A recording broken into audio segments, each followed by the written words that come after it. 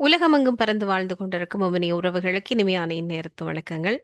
நம்மோடு இன்று ஹம், ஒரு புத்தகத்தினுடைய ஒரு மிகப்பெரிய ஒரு எழுத்தாளர், சொல்லப்போனால் ஈழத்தின் போருக்கு பிந்தைய பல விஷயங்களை பதிவு செய்கின்ற ஒரு மிகப்பெரிய ஒரு கதாசிரியரை தான் இன்றை நாம் சந்திக்க இருக்கிறோம். அவரிடம் நிறைய விஷயங்கள் கதைப்பதற்கு இருக்கிறது. சில விஷயங்கள் பற்றி கலந்துரையாடி அடுத்த தளத்துக்கு கொண்டு செல்ல வேண்டிய சில விஷயங்களும் இருக்குது. வணக்கம் தீபச்செல்வன். வணக்கம் வணக்கம். அண்மையாக பார்த்த செய்தியாக படிக்கிற போது படித்த ஒரு விஷயம்தான், உங்களுடைய சில புத்தகங்கள் இலங்கைக்குள் எடுத்து வருவதற்கு சில தடைகள் விதிக்கப்பட்டிருக்கிறது அப்படி என்பது. ஆனால் உங்களுடைய பல புத்தகங்கள் சிங்கள மொழியில் டிரான்ஸ்லேட் செய்யப்பட்டு மொழிபெயர்ப்பு செய்யப்பட்டு சிங்கள மக்களிடம் கொண்டு போய் சேர்க்கப்பட்டிருக்கிறது. அது சம்பந்தமா பல விஷயங்கள் இதுக்கு முன்னதாக உரையாடி இருக்கிறோம். இந்த புத்தகத்துக்கு அப்படி ஏன் பயப்படுகிறது இலங்கையை சார்ந்த பாதுகாப்பு தரப்புகள்? அண்மையில் சென்னையில இருந்து எனக்கு வருகை தந்த அனுப்பப்பட்டிருந்த புத்தகங்கள், என்னுடைய 3 நாவல்கள், நடுகள், பயங்கரவாதி, சைனைட், அதே போல தற்போது புதிதாக வெளிவந்த எழுத்தால் நான் யுத்தம் செய்கிறேன் என்ற ஒரு நேர்காணல் புத்தகம், அதே போல இப்போதும் இங்கே தேசங்கள் என்ற கட்டுரை புத்தகம் அடங்கலாக ஒரு 5 வகையான புத்தகங்கள் இலங்கை அரசினுடைய சுங்க பிரிவினால் தடுத்து வைக்கப்பட்டிருக்கிறது. இந்த தடுத்து வைக்கப்பட்ட பட்டதற்கான காரணமாக எனக்கு அறிவிக்கப்பட்டது, இந்த புத்தகங்கள் நாட்டினுடைய ஒருமைப்பாட்டுக்கு தீங்கு விளைவிக்கக்கூடியவை அல்லது பாதிப்பை ஏற்படுத்தக்கூடியவை என்ற அடிப்படையில் இந்த புத்தகங்களை தடை விதித்திருப்பதாகவும் அல்லது தடுத்து வைத்திருப்பதாகவும் இதற்கான அனுமதியை இலங்கை அரசினுடைய பாதுகாப்பு அமைச்சும் அதே போல கலாச்சார அமைச்சும் வழங்க வேண்டும் என்கிற விதத்தில் எனக்கு அறிவிக்கப்பட்டிருந்தது. உண்மையில இலங்கையில தமிழர்களினுடைய புத்தகங்கள் அல்லது தமிழ் நூல்கள், தமிழ் மொழி நூல்கள் மீதான ஒரு அச்சம் தான் இந்த தடுப்புக்கான ஒரு காரணமாக இருக்கிறது. நீங்கள் ஏற்கனவே சொன்னதை போல சிங்களவர்கள் பலர் விடுதலை போராட்டம் சார்ந்த பல விஷயங்களை எழுதுகிறார்கள்.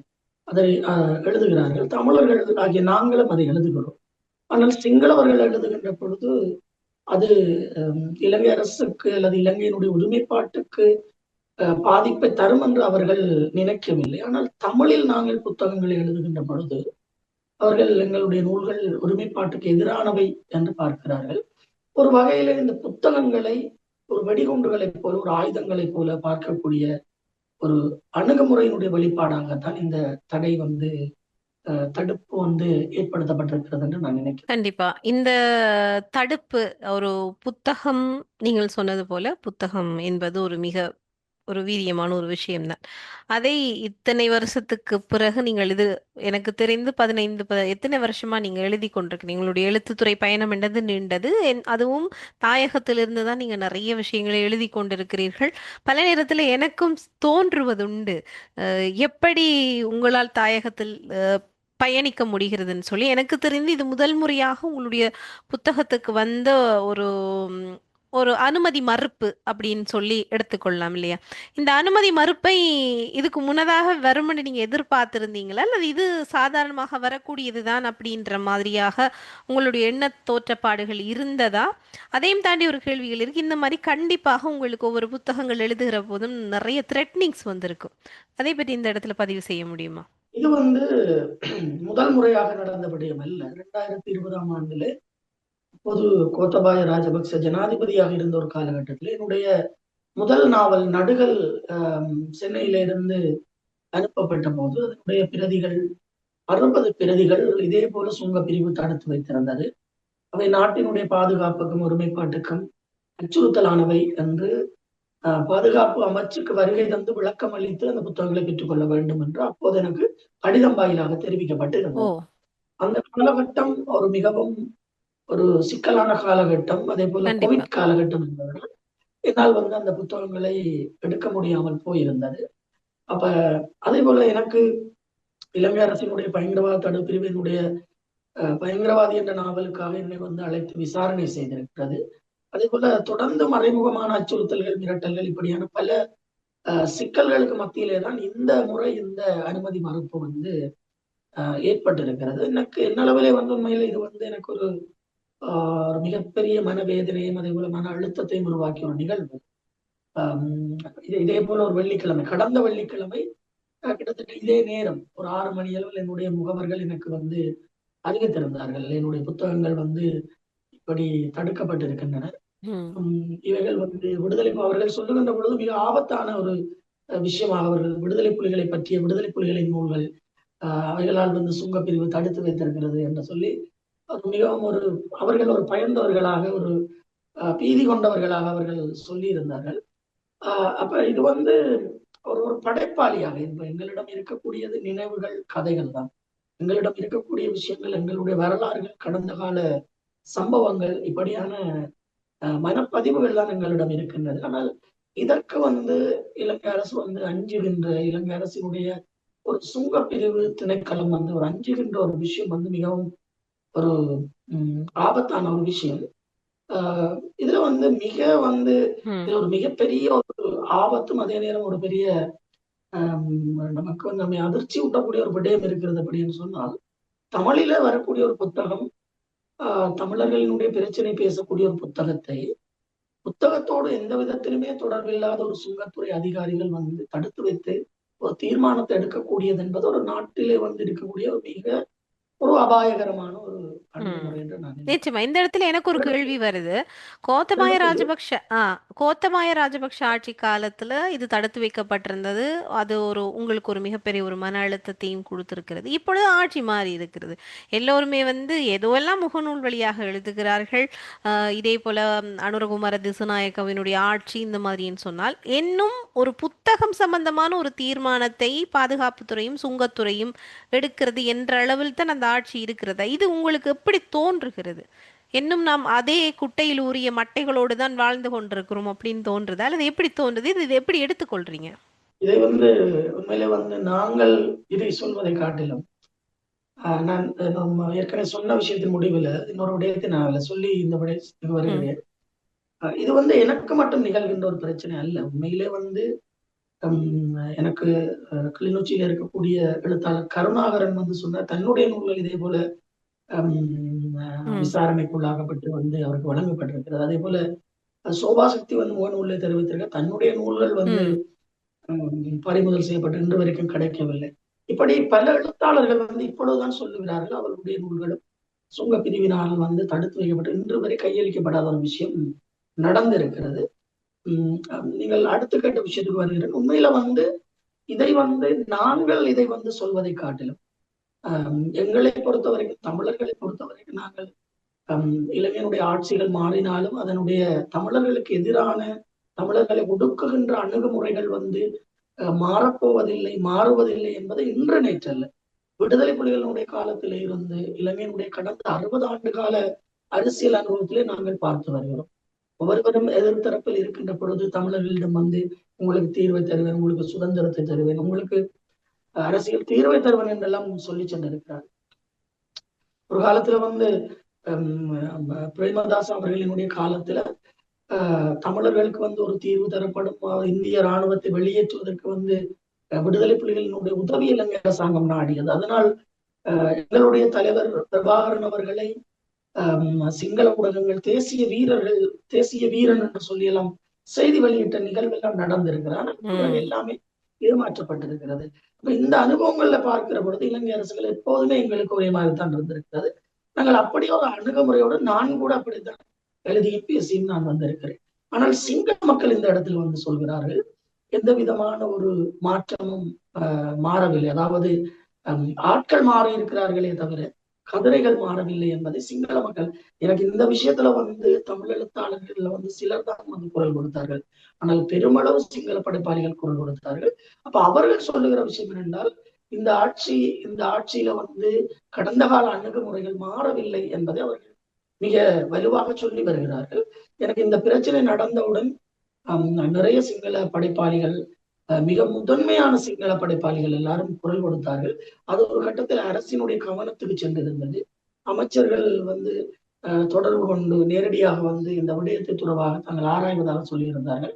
அது வரையில் கலாச்சார அமைச்சர் வந்து அந்த வெள்ளிக்கிழமை போன வள்ளி இந்த பிரச்சனை ம், நடந்தது. எனக்கு சனிக்கிழமை பகலே வந்து அவர் ஒரு தகவலை அனுப்பியிருந்தார். தான் இந்தியாவில் இருப்பதாகவும் 2 நாட்களில் நாடு திரும்பி தான் இந்த விஷயத்தை உடனடியாக செய்வதாகவும் சொல்லியிருந்தார். ம், பிறகு ஞாயிற்றுக்கிழமை தொடர்ந்து வந்த சிங்கள வாசகர்களிடையே, சிங்கள எழுத்தாளர்களிடையே தொடர்ந்து வந்த பிரச்சனை மிக தீவிரமாக பேசப்பட்டு ஆராயப்பட்டு கொண்டிருந்தது, உரையாடப்பட்டது. அதன் ம், அடிப்படையில் வந்து அவர் அந்த அழுத்தங்கள் தாங்க முடியாமல் ஞாயிற்றுக்கிழமை காலையில் எனக்கு நேரடியாக அழைத்திருந்தார். அமைச்சர், கலாச்சார அமைச்சர் சுனில் செனவி அவர்கள் அழைத்து தான் நாளை திங்கட்கிழமை நாடு திரும்பி இந்த விடயத்தை தான் செய்வதாகவும், இவை ம். யாவும் ஏற்கனவே இருந்த அரசுகள் பின்பற்றிய நடைமுறைகள், அவைகளுடைய அணுகுமுறைகளினுடைய அடிப்படையிலே தான் இந்த சிக்கல் ஏற்பட்டது. உடனடியாக புத்தகம் விடுவிக்கப்படும் என்று சொல்லி இருந்தார். அப்ப நான் திங்கட்கிழமை அந்த புத்தகங்கள் திங்கள் செவ்வாயில விடுவிக்கப்படும் என்று நான் எதிர்பார்த்தேன். ஆனால் தொடர்ந்து அங்கே அவர் சொன்னார், தன்னுடைய அமைச்சு இந்த விஷயங்களை வந்து புத்தகங்களை எடுத்து ஆராய்ந்து இருக்கிறது. அதே போல பாதுகாப்பு அமைச்சுக்கும் இது தொடர்பாக விஷயங்கள் வழங்கப்பட்டிருக்கிறது. பிறகு நான் புதன்கிழமை இங்க விடுமுறை நாள், வியாழக்கிழமை கேட்ட பொழுது தொடர்ந்து வந்து இந்த விஷயங்கள் ஆராயப்பட்டுக் கொண்டிருக்கிறது, தொடர்ந்து விரைவில் விடுவிக்கப்படும், காத்திருக்குமாறு சொல்லியிருந்தார். இன்றைக்கு மீண்டும் விடுமுறை, சனி ஞாயிறு. அப்ப நான் இன்றைக்கு ஒரு விஷயத்தை யோசிச்சேன். கடந்த காலத்தில் கொண்டு வரப்பட்ட அதே சிஸ்டத்துக்கூடாகத்தான் என்னுடைய புத்தகம் இப்போது விடுவிக்கப்பட போகிறது. அதாவது ஆராய்ந்து இது நாட்டுக்கு எதிரானதா, ஏதாவது சிக்கல் இருக்கிறதான்னு பார்த்துத்தான் இந்த புத்தகம் வந்து விடுவிக்கப்பட போகிறது என்றால், நீங்கள் கேட்கிற கேள்வியும் சிங்கள மக்கள் சொல்லக்கூடிய அந்த விஷயமும் மிகச் சரியானது என்றுதான் நான் நினைக்கின்றேன். ஒரே குட்டையில் ஊறிய மட்டைகள். ஆ, என்ன சொல்றது? இது சொல்றதுக்கு ஒன்றுமில்ல. ஆனால் இன்னும் ஏதோ ஒரு விதத்துல படைப்பாளிகள் உலகம் அப்படி என்பது இனமத பேதமின்றி ஒன்றிணைந்து நிற்கக்கூடிய ஒரு விஷயத்த உங்களுடைய இந்த இடத்த விஷயத்துல நான் பார்க்கக்கூடியதா இருந்தது. பல நீங்க சொன்னது போல பல பெரும்பான்மையின சமூகத்தை சேர்ந்தவர்கள் வந்து உங்களுக்கான ஆதரவான குரல் கொடுத்திருக்கிறாங்க. இந்த புத்தகம் வந்து தடுத்து வைக்கப்பட்டது தொடர்பில் வந்து மிகப்பெரிய செய்திகளாகவும் அறிக்கைகளாகவும் வெளியிட்டிருக்கிறாங்க. இது எல்லாத்தையும் பார்க்கின்ற போது ஒரு படைப்புலகம் அப்படி என்பது எவ்வளவு திறந்த மனத்தோடு இருக்கிறது, உண்மைகளை ஏற்றுக்கொள்ளுகின்ற அந்த தனத்துக்கு வந்து நகர்ந்து இருக்கிறது. இந்த 16 வருஷத்தினுடைய இந்த இடைவெளியில நான் இதை நன்றாகவே புரிந்து கொள்ளக்கூடியதா இருக்கு. இது கண்டிப்பாக உலகமும் உலகத்தில் வாழுகிற தமிழ் சமூகமும் புரிந்து கொள்ள வேண்டும். பெரும்பான்மையினத்தவர்கள் நமது வலிகளையும் வேதனைகளையும் நமக்கு இழைக்கப்பட்டிருக்கின்ற அநீதிகளையும் நன்றாகவே புரிந்து கொள்ளக்கூடிய ஒரு மனநிலைக்கு வந்திருக்கிறார்கள். அதுல ஒரு மிகப்பெரிய பகுதி ஒரு பங்கு உங்களுக்கு முடியாது. என்னன்னு சொன்னா எங்களுடைய வழிகளை அவர்களுடைய மொழியில நீங்க கொடுத்துருக்கிறீங்க என்றது ஒரு மிகப்பெரிய ஒரு இது பாராட்டுதலுக்கு உள்ளாகப்பட வேண்டிய ஒரு விஷயம், பாராட்டுதலுக்கு உட்படுற ஒரு விஷயம் தான். இன்னொரு பலருக்கு இன்ஸ்பிரேஷன் இருக்கு இல்லைன்னு சொல்லலாம். ஆனா அதை தாண்டி நீங்க சந்திக்கிற மிகப்பெரிய சிக்கல்கள் எல்லாம் இருக்கு இல்லையா? தாயகத்திலே இருந்து கொண்டு இவ்வாறான புத்தகங்கள் எழுதுறீங்க, உங்களுக்கு இவ்வாறான விசாரணைகள் வருகுதுன்னு சொன்னா அடுத்து ஒரு படைப்பாளியினுடைய மனநிலை எப்படி இருக்கும்? உங்களுக்கு இப்ப அந்த மனநிலை எப்படி இருக்கு? இன்னும் இது மாதிரி எழுத வேண்டும் என்று இருக்கிறதா, அல்லது இது வேணுமா அப்படின்னு சொல்லி யோசிக்கிற அளவுக்கு உள்ள இருந்து தோன்றுதா, எப்படி இருக்கு? நீங்கள் நான் இந்த இடத்துல நான் என்னுடைய மிக நெருக்கமான நண்பர்களுக்கு சொல்லியிருந்தேன். உண்மையிலே வந்து கடந்த வெள்ளிக்கிழமை இந்த விஷயம் நடந்தாலும் உண்மையிலே ஒரு மிகப்பெரிய ஒரு அழுத்தம் வந்து ஏற்பட்டிருந்தது. ஏனென்றால் என்னிடம் அந்த கவலை ஏற்பட்டதற்கான காரணம், இவை வெறும் புத்தகங்கள்.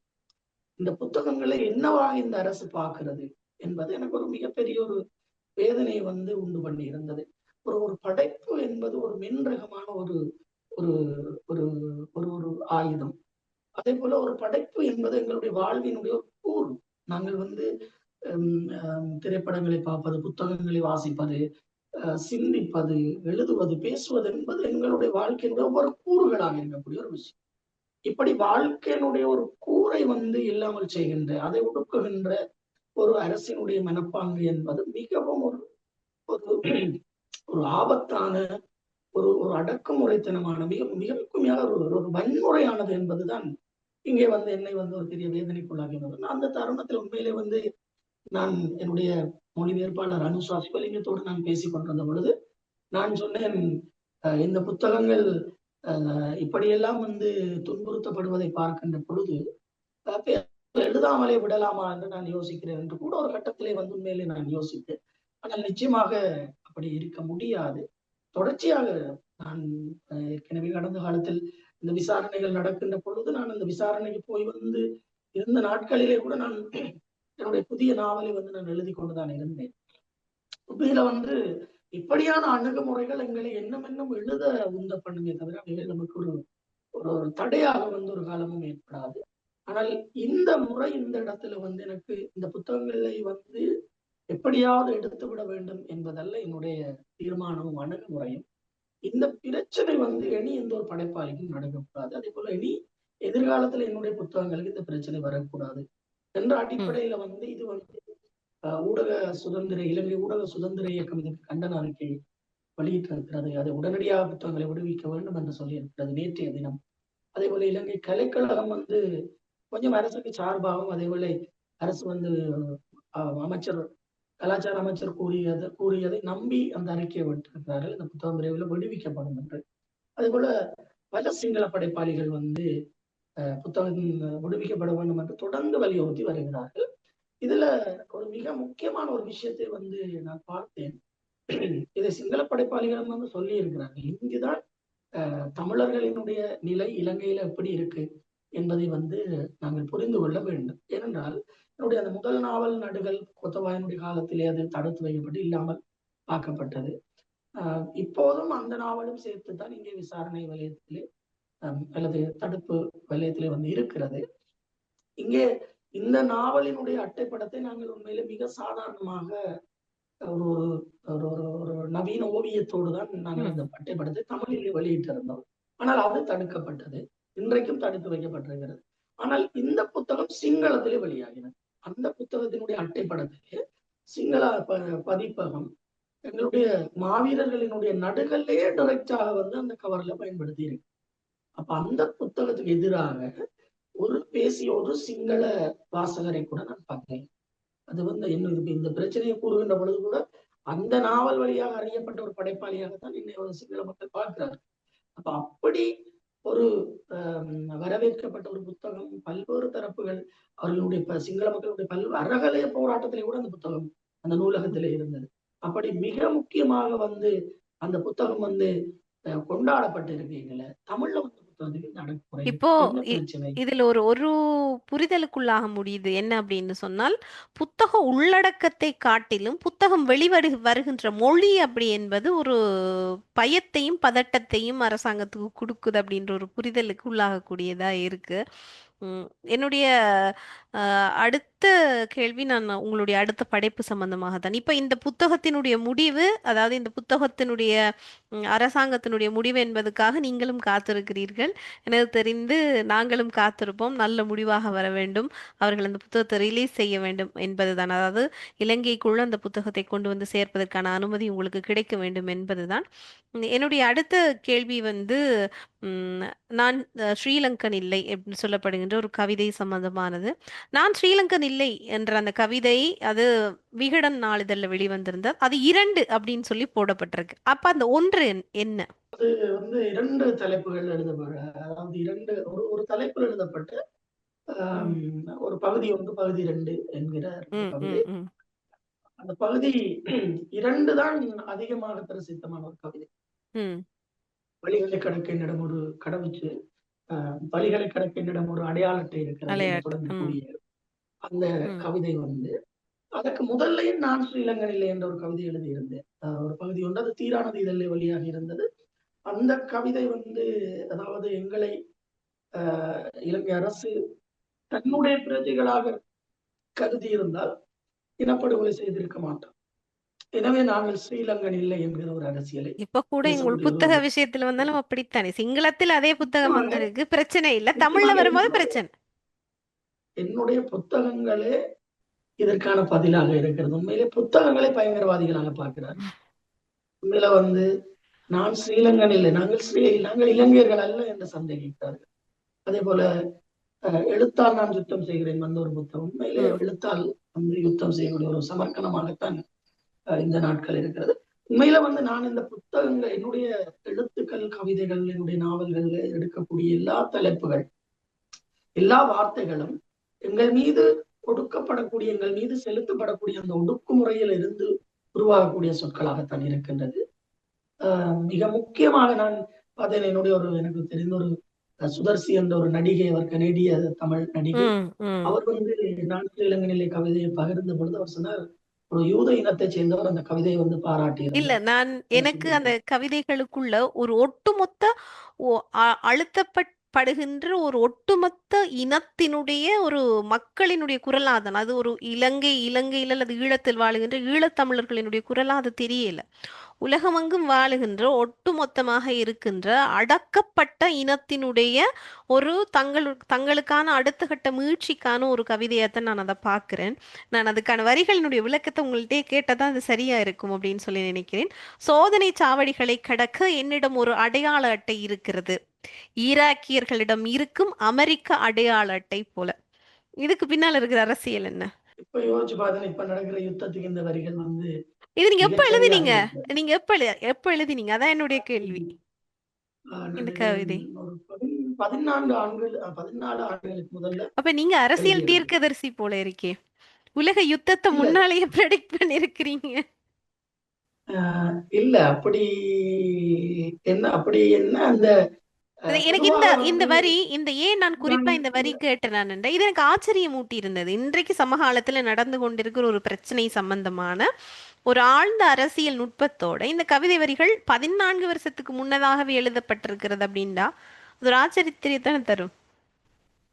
நிஜமா அது வந்து இப்ப ஈராக் மக்கள் மீது அமெரிக்கா வந்து காலகாலமாக கொண்டிருக்கக்கூடிய அந்த அடக்குமுறை வந்து அந்த அடக்குமுறைக்கும் இலங்கை அரசு எங்கள் மீது ஒரு ஒரு உள்நாட்டுக்குள்ள செலுத்தக்கூடிய அடக்குமுறைக்கும் இடையில வந்து ஒடுக்குமுறைகளுக்கு இடையில வந்து பெரிய வேறுபாடுகள் இல்லை தானே. ம். உண்மையில வந்து அப்படி ஒரு பார்வையில தான் எழுதப்பட்டது. அது பலவிதமாக இருக்கிறது உண்மையில. இன்றைக்கு நம்ம தான் யாரோ வந்து இந்த மணிப்பூர் விஷயத்த வந்து எழுதியிருந்தார்கள் வந்து இந்த இந்த கவிதையில வரக்கூடிய அந்த வரிகளை வந்து அவர்கள் ஒரு நினைக்கிறேன் ஒரு இந்திய ஒருமைப்பாட்டு மனம் கொண்டவராக இருக்கணும். அப்ப அவர் அந்த மணிப்பூர் தொடர்பாக வரக்கூடிய இடத்துக்கு எதிராக ஒரு விமர்சனத்தை முன்வைத்திருந்தார். ஆனால் அது கசப்பானதாக இருக்கும். ஆனால் அதுதான் உண்மை. உலகத்துல நிச்சயம். வந்து பல எப்படி இடங்கள்ல மக்கள் வந்து இலங்கையினுடைய வடக்கு கிழக்கு அப்படி என்பது எப்படி வஞ்சிக்கப்பட்டதோ அதே போல இந்தியாவினுடைய வடக்கு கிழக்கு மாநிலங்கள் இன்று வரைக்கும் வஞ்சிக்கப்பட்டு கொண்டிருக்கு. அது அவர்கள் உணர்கிறார்கள். இதுக்கான சர்மிளாவினுடைய உண்ணாவிரத போராட்டம் எல்லாம் இதுக்கு மிகப்பெரிய எடுத்துக்காட்டு. அதனால அது இல்லை என்று சொல்லி நகர்ந்து போக முடியாது. அடுத்தது இன்னொரு வரிகளும் இருக்கு. என்னுடைய அதான் நீங்க சொன்ன அந்த மணிப்பூர் கதைதான். என்னுடைய மண்ணில் ஒரு தேசிய கீதம் ஒலிபரப்பப்படுகிறது. மணிப்பூரில் ஒலிக்கும் இந்திய கீதம் போல. அதுக்கு நீங்க விளக்கம் சொல்லிட்டீங்க. அடுத்த வரிகளுக்கு வரலாம். என்னுடைய தேசத்தில் ஒரு கொடி ஏற்றப்படுகிறது. திபெத்தில் பறக்கும் சீனக் கொடி போல.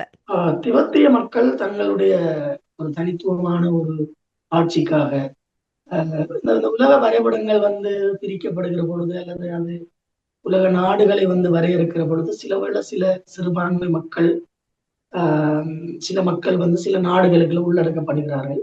இப்ப எங்களுடைய வரலாறு கூட அப்படித்தான். அப்படி ம். ஆனால் அது வந்து பிழையான விஷயம் என்று நான் சொல்ல மாட்டேன். உலகத்துல வந்து பல மக்கள் சேர்ந்து ஒரு நாட்டுல வாழ்றது, பல இனங்கள் சேர்ந்து வாழ்றது ஒரு நல்ல விஷயம். நாங்கள் இணைஞ்சு வாழ்றது நல்ல விஷயம். ஆனால் அங்கு ஒடுக்குமுறை இருக்குமாக இருந்தால், அங்கு அடக்குமுறை இருக்குமாக இருந்தால், அந்த மக்கள் உரிமை மறுக்கப்படுமாக இருந்தால், அந்த மக்கள் வஞ்சிக்கப்படுவார்களாக இருந்தால், அது அதை வந்து ஏற்றுக்கொள்ள முடியாது. அந்த இடத்துல அந்த மக்கள் வந்து தங்கள் தனித்துவத்தையும் தங்கள் தேசியத்தையும் பற்றி யோசிக்க வலிக்கிட்டார்கள் என்று சொன்னால் அதுல மிக நியாயம் இருக்கிறது.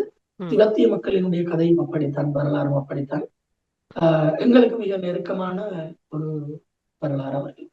கண்டிப்பா. அடுத்தது இறுதியான வரிகள். அதாவது கவிதை அப்படியே போய்க்கொண்டிருக்கும் போது, அந்த இறுதி வரிகள் எப்பவுமே பஞ்சான வரிகளா இருக்கும் அப்படின்னு சொல்லி நிறைய கவிதைகள் படிக்கிற அனுபவம் எனக்கு இருக்கு. அதனால நான் அதை புரிஞ்சு கொள்ள முடிந்தது. இந்த இடத்தில் நீங்கள் குறிப்பாக மியான்மரை குறிப்பிட்டிருக்கிறீர்கள். அது எப்படின்னு சொன்னால், என்னுடைய விரலில் நாடற்ற அகதியின் முத்திரை இருக்கிறது. மியான்மரியரின் கைகளில் தீயால் இடப்பட்ட காயத்தைப் போல. இது ஒரு மிக தாற்பரியமான ஆழமான ஒரு வரி. இந்த மியான்மர்ல வந்து வர்மாவுல வந்து இருக்கக்கூடிய முஸ்லிம் மக்கள் வந்து தொடர்ந்து அங்க இருக்கக்கூடிய அந்த பேரினவாதிகளால துன்புறுத்தப்படுறது, அவர்கள் வந்து வன்முறைகளை செலுத்தப்படுற விஷயம், அங்க வந்து அந்த மக்கள் வந்து எரிக்கப்படுறது, இப்படியான பல விஷயங்களை வந்து பார்த்தோன்னா எங்களுக்கும் அப்படி நடந்திருக்கு. நாங்களும் வந்து 83ஆம் ஆண்டு ஜூலை கலவரத்தில் எரியூட்டப்பட்டவர்களாக மனிதர்கள், எங்களுடைய மக்கள் வந்து எரித்தளிக்கப்பட்டவர்களாக இருக்கிறார்கள். உண்மையில நான் யோசித்தேன், எங்களிடம் இருக்கக்கூடிய அந்த ஒரு எரியூட்டப்பட்டவனுடைய ஒரு காயம் அவர்களுடைய கையிலும் ஒரு காயம் இருக்கும் என்று சொன்னால் அது நிச்சயமாக அது ஒரு முத்திரையாகத்தான் இருக்கும். ஒரு ஒடுக்கப்பட்டவர்களினுடைய ஒரு முத்திரையாகத்தான் இருக்கும். அது அந்த மக்களுக்கும் எங்களுக்கும் பொருந்தி போகக்கூடிய ஒரு விஷயமா இருக்கு. அந்த மக்கள் அதுல மிகப்பெரிய ஒரு அவலத்தை சந்தித்தார்கள். உண்மையில உலகத்துல நாங்கள் அகதிகளாக துன்பப்படுறோம். மிகப்பெரிய வலிகளை கடந்த காலம் ஃபுல்லா அனுபவிச்சிருக்கிறோம். ஆனால் முஸ்லிம் மக்களும் இதுல ஒரு மிகப்பெரிய ஒரு அவலத்தை உலகம் முழுவதும் அனுபவிச்சு கொண்டிருக்கிறார்கள். அவர்கள் சில இனங்கள்ல வந்து முஸ்லிம் மதத்தை பின்பற்றியல அல்லது சில நாடுகள் அவர்கள் முஸ்லிம்களாக வாழ்வது என்பது மிக நெருக்கடியான ஒரு விஷயமாக இருக்கிறது. அப்ப அதுல மியன்மாரிய முஸ்லிம் மக்கள் மிகப்பெரிய துன்பங்களை, மிகப்பெரிய தத்தளிப்புகளை, மிகப்பெரிய அவலங்களை எதிர்கொள்ளக்கூடிய ஒரு மக்கள். அந்த மக்கள்ல இறுதியாக அந்த கவிதையில பயன்படுத்தி இருக்கிறேன்.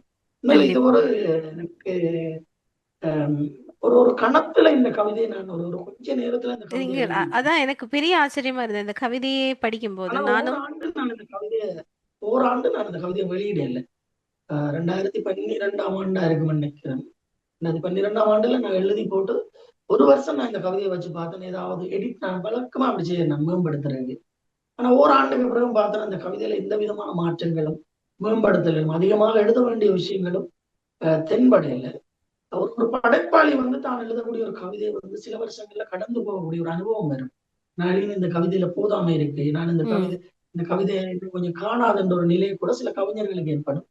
ஆனால் திரும்ப திரும்ப பார்வைகளையும் திரும்ப எனக்கு அன்றைய சுதர்சியக்கா இந்த கவிதையை வாசிக்கைகளை நான் திரும்ப அந்த காணொலியில பார்வைகளை மிகச்சரியாக நான் அந்த கவிதை எழுதியிருக்கிறேன் என நான் நினைக்கிறேன். உண்மையிலே நான் நடுக சொல்ற மாதிரி எழுத்துகளுக்காக வாழணும், எழுதுவதற்காக வாழணும் என்று நான் நினைப்பவன். அந்த அடிப்படையில் உண்மையிலே இந்த கவிதைக்காகவே நான் வாழ்வதை இட்டு உண்மையிலே ஆறுதல் அடைகிறேன்.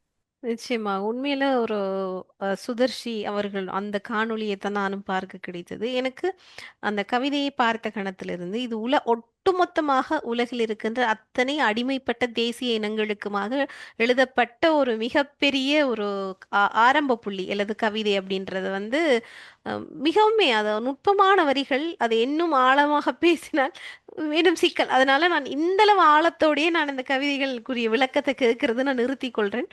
அஹ் உண்மையாக அந்த கவிதை ரொம்பவே பாதித்திருந்தது. ஒரு கவிதை எழுத்துக்கள் எல்லாம் எத்தனை பேரை அப்படி இன்னொரு விஷயத்தை நான் சொல்லலாம். சொல்லுங்க. இப்ப இலங்கை சுதந்திர தினத்துல இலங்கையினுடைய கொடி எங்களுடைய நாட்டு, எங்களுடைய வடகிழக்கு மாகாணத்துல ஏற்றப்படும். அரச திணைக்களங்கள்ல உண்மையில அந்த கொடியை தங்களுடைய கடமைக்காக ஏற்றுவார்கள். அந்த கொடிக்கு முன்னால நிற்கக்கூடிய அரச ஊழியர்களை பொறுத்த வரைக்கும் எவருமே அந்த கொடியை நேசிப்பவர்களாக இருக்கிறதில்லை. அதே போல பாடசாலைகள்ல இந்த கொடி ஏற்றப்படுது. அதை பற்றி எந்த விதமான பிரச்சனையும் பிள்ளைகளுக்கு ஏற்படுறதில்லை. பொதுமக்கள் யாரும் அந்த சுதந்திர தினமோ அல்லது ஸ்ரீலங்கா கொடிய நிகழ்வுகள்ல எந்த ஒரு நிகழ்வுகளையும் ஏற்றுறதில்லை. அப்படியே எங்கேயோ ஒரு விஷயம் இருக்குதானே, ஏதோ ஒரு பிரச்சனை இருக்கு. அந்த பிரச்சனைய இலங்கை அரசாங்கம் கண்டுபிடித்து உண்மையில இது அதனாலதான் நாங்கள் ஒரு தனிநாடு கோரிய போராட்டத்தை தொடங்கினாங்க. இவ்வளவு பயணம் நடந்ததே அந்த விஷயத்துக்காக. ஆனால் மிக அபத்தமான ஒரு விஷயம் என்னென்னால் இன்று வரைக்கும் அதுதான் நடக்குது. அப்படித்தான் அந்த கொடிகள் பெரும் கொடிகளாக ஏற்றப்படுகின்றன, பெரும் தேசிய கீதங்களாக பாடப்படுகின்றன. இதுல ஆனா நிச்சயமா எனக்கு தெரிந்த இந்த இடத்துல இல்ல தீபச்செல்வன் நாம் இந்த இடத்துல இதை நிறுத்துவோம். ஏனென்று சொன்னால் இதை தாண்டி போனோம்னா உங்களுக்கு நிறைய பாதுகாப்பு சிக்கல்கள் வரும். அந்த சிக்கலை நான் ஏற்படுத்த விரும்பல. எனக்கு தெரிந்து இது எவ்வளவு வீரியமாக மக்களிடம் கொண்டு போய் சேர்க்க வேணுமோ அந்த வார்த்தைகள் உங்களுடைய வார்த்தைகள் கொண்டு போய் சேர்த்துடலாம். இதுக்கு மேல நாங்க அதை எக்ஸ்பிளைன் பண்ணிட்டு போனா கண்டிப்பா ஏதோ ஒரு பெரிய அளவிலான தேசிய சிக்கலை உங்கள் மீது கொண்டு வந்து சேர்க்கறதுக்கான வாய்ப்புகள் இருக்கு. அதனால இதை தவிர்ப்போம், நம் கடந்து போவோம். உங்களுடைய பயணங்கள், உங்களுடைய எழுத்துக்கள் அடுத்த தலைமுறைக்கு நமது வாழ்வியலையும் வரலாறையும் கொண்டு போய் சேர்க்கறது மட்டும் இல்லாமல் ஒரு விதமான யோசனையும், அதாவது அடுத்து நம்ம எப்படி நகர வேண்டும் அப்படின்ற ஒரு பல யோசனைகளையும் கொண்டு வந்து சேர்க்கும். எனக்கு உண்மையாக நம்ம இறுதியாக கூட நம்ம உங்களிடம் ஒரு நேர்காணல் எடுக்கும்போது அந்த சைனட் நாவலை பற்றி எடுத்திருந்தேன். இன்னும் அந்த பிரச்சனை, அதாவது கண்ணுக்கு முன்னாலே அத்தனை போராளிகள் செத்து கொண்டிருக்கிறார்கள். அண்மையில் நான் ஒரு ஒரு முன்னாள் போராளி ஒரு அண்ணா என்னுடன் பேசும்போது அவர் சொல்றார் 225 பேர் இறந்து விட்டிருக்கிறார்கள் அந்த இன்ஜெக்ஷனுக்கு பிறகு. ஆனால் அது சம்பந்தமாக நம்மளிடம் எங்களிடம் எந்த தரவும் இல்லை, எந்த ஆவணமும் கிடையாது. அது சம்பந்தமாக நாம் நியாயம் கேட்கறதுக்கும் எங்களிடம் எந்த ஆவணமும் இல்லை. இது சம்பந்தமாக யாரும் தேடவில்லை. இது சம்பந்தமாக எந்த பதிவுகளும் இல்லை. உங்களுடைய சில நாவல்கள், சில திரைப்படங்களின் சில காட்சிகள் மட்டும்தான் இருக்குது. ஆனா உங்களை போன்றவர்கள் இது சம்பந்தமாக தேட வேண்டும், எழுத வேண்டும் அப்படி என்பதுதான் ஒரு மிகப்பெரிய சமுதாய கடமையாம் இருக்கு. இந்த சமூக கடமையை உங்களோட கையில நான் இப்ப தருகிறேன். தொடர்ந்து நிறைய விஷயங்கள் பேசுவோம். தொடர்ந்து எழுதுங்கள். உங்களுக்கு நிச்சயமாக குரல் கொடுப்பார்கள். என்ன இன்னும் என்ன சொல்றது, பெரும்பான்மையினத்தவர்களே குரல் கொடுக்குறாங்க அப்படின் போது எங்களுடைய குரல் உங்கள் பக்கம் எப்போதும் இருக்கும். எழுதுங்கள். இந்த நேரத்துக்கும் நேர்காணலுக்கும் நன்றி. நன்றி.